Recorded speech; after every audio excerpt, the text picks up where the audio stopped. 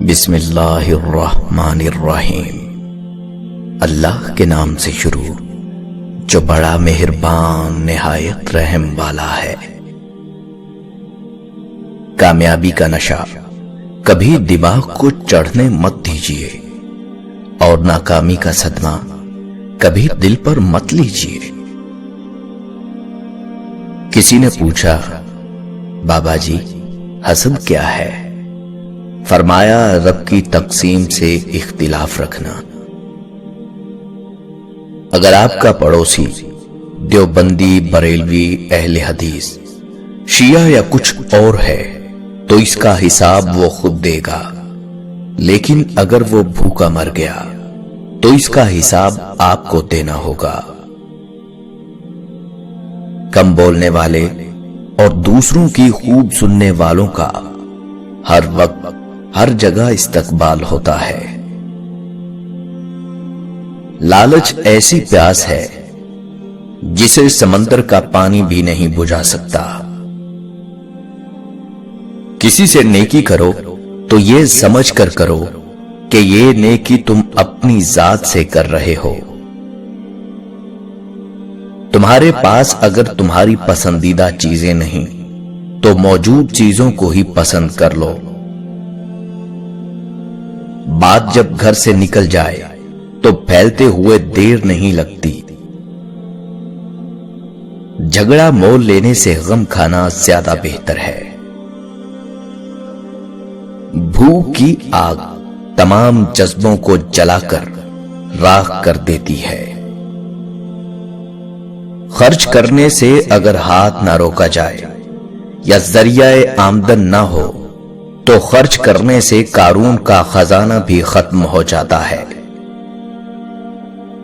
آمدن کے مطابق روپیہ خرچ کرو، ایسا کرنے سے کبھی محتاج نہ ہوگے۔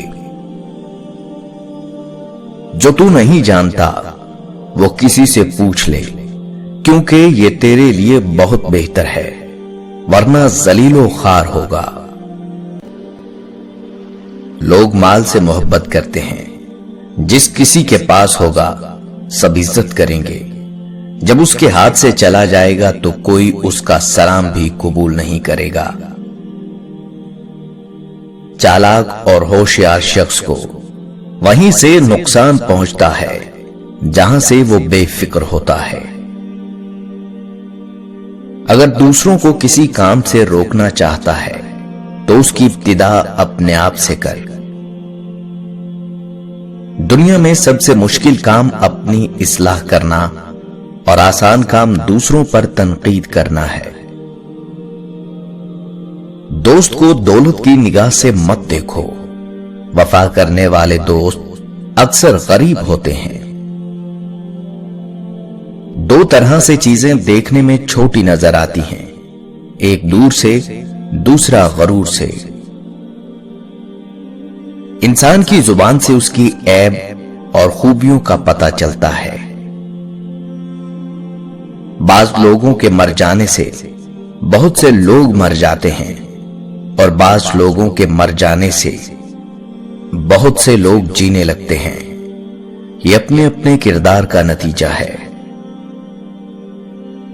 بیوی اپنے شوہر سے اس وقت تک لڑتی یا ضد کرتی ہے جب تک اس سے پیار کی امید ہوتی ہے۔ جب وہ امید ختم ہو جاتی ہے تو وہ لڑنا اور ضد کرنا بند کر دیتی ہے۔ اگر خوش رہنا ہے تو دوسروں کو خوش دیکھ کر حسد نہ کیا کر، دعا دیا کر۔ انسان کا بہترین ساتھی اس کی صحت ہے۔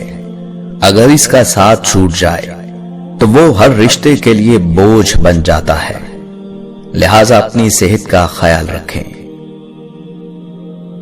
مال جمع کرنا آسان ہے لیکن سنبھالنا مشکل۔ خوش رہنے کے اصول: کبھی نفرت نہ کرو، سادہ زندگی گزارو، پریشان نہ ہو، کم توقعات رکھو، اچھا دوست رکھو، ہمیشہ مسکراتے رہو۔ سمندر سب کے لیے ایک جیسا ہوتا ہے، لیکن کچھ لوگ اس میں سے موتی تلاش کر لیتے ہیں۔ کچھ مچھلیاں پکڑ لیتے ہیں اور کچھ کو سمندر سے کھارے پانی کے سوا کچھ بھی نہیں ملتا۔ بادل سے برسنے والا پانی ایک جیسا ہی ہوتا ہے۔ زرخیز زمین اسی پانی سے سبزہ اگا لیتی ہے۔ صحرا کی ریت اس پانی سے اپنی پیاس بجھاتی ہے اور وہی پانی چکنے پتھروں کو محض چھو کر گزر جاتا ہے۔ اللہ کی رحمت ہر دل کے لیے ایک جیسی ہے۔ اب یہ ہم پر ہے کہ ہم پر اس کا کتنا رنگ چڑھتا ہے، اور اللہ کا رنگ سب رنگوں سے بہتر ہے۔ جو اللہ کا وفادار نہ ہو وہ انسانوں کا وفادار بھی نہیں ہو سکتا۔ کبھی بھی رشتے کو نبھانے کے لیے قسموں اور وعدوں کی ضرورت نہیں ہوتی، بس اسے نبھانے والے کے لیے دو خوبصورت لوگ چاہیے، ایک بھروسہ کر سکے اور دوسرا اسے سمجھ سکے۔ کسی فیصلے کے وقت بات اگر قرآن تک پہنچ جائے تو فیصلہ قرآن کے اوپر ہاتھ رکھ کر نہیں بلکہ قرآن کے اندر سے پڑھ کر کرنا چاہیے۔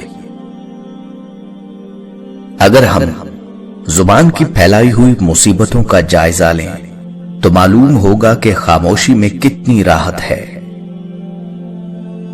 روزگار کے معاملات سے دل میں یقین پیدا ہو جاتا ہے کہ اصل کامیابی کاروبار کے وسیع ہونے یا ملازمت میں پروموشن سے ہے۔ بچوں کو بالغ ہو کر احساس ہوتا ہے کہ اصل کامیابی کھلونے جمع کرنا نہیں بلکہ تعلیمی میدان میں آگے بڑھنا ہے۔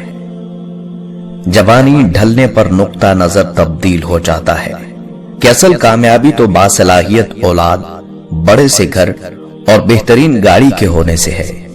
بڑھاپے میں انسان کے نزدیک اصل کامیابی کا پیمانہ بیماریوں سے بچ کر جسمانی اور دماغی تندرستی کا برقرار رہنا ہے۔ شادی ہونے پر معلوم ہوتا ہے کہ بہترین شریک حیات کا ملنا اصل کامیابی ہے۔ بالآخر جب موت کا فرشتہ انسان کو لینے آ جاتا ہے تو اصل بات کھل کر سامنے آتی ہے کہ کامیابی کی تمام تر دنیاوی تصور در حقیقت بہت بڑے دھوکے تھے۔ اصل کامیابی کا تصور تو اللہ کی نازل کردہ کتاب میں درج ہے، جس کے مطالعے کا وقت کبھی مل ہی نہ سکا۔